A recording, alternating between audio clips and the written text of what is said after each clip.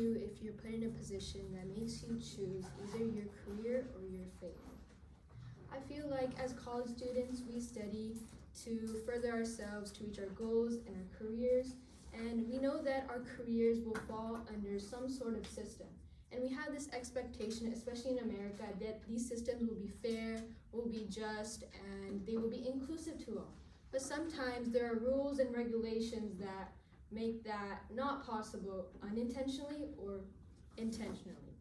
Someone who is able to both choose their faith and their career is Prabhat Singh Viring. Prabhat Singh Viring displays immense leadership, courage, and advocacy when he challenged the oath required to become a lawyer in Canada, and I want to talk about how that inspired me and how I see my characteristics through him and how I want to flourish myself in that aspect. First, I want to begin with talking more about Prabhat Singh's background.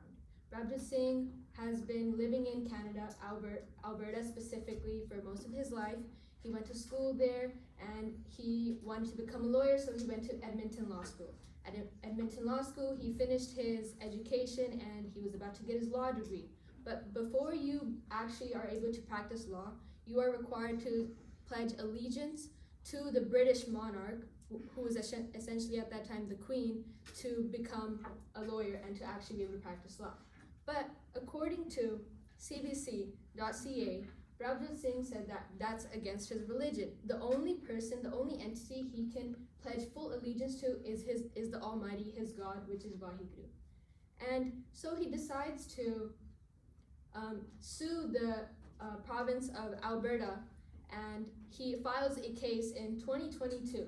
This case, according to timesofIndia.com, goes on up until December 2025, so almost more than 3 years. First, it's at the first level of the court in Alberta. Then it is passed on to the Court of Appeals, which is the highest in Alberta.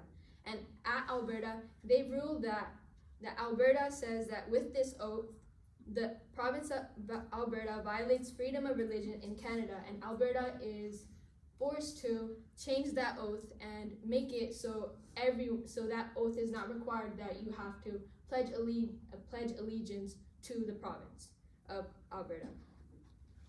Now that we've talked about Prabhat Singh, I want to talk about how I am influenced by him and how I can see my characteristics through his characteristics.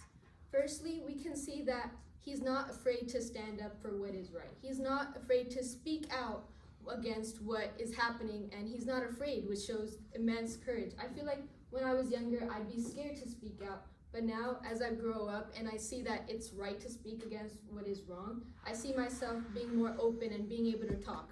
Another thing I see about myself is that I also want to represent my community the same way he was able to represent his community.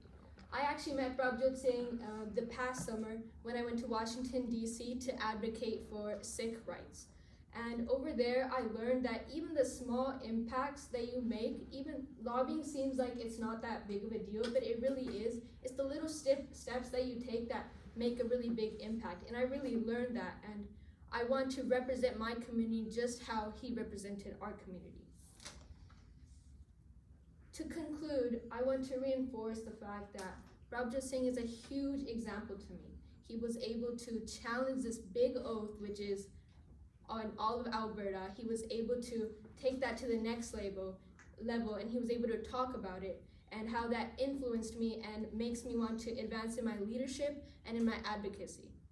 And I also learned that leadership is not about accepting things, but to bring change to make it even better. Thank you.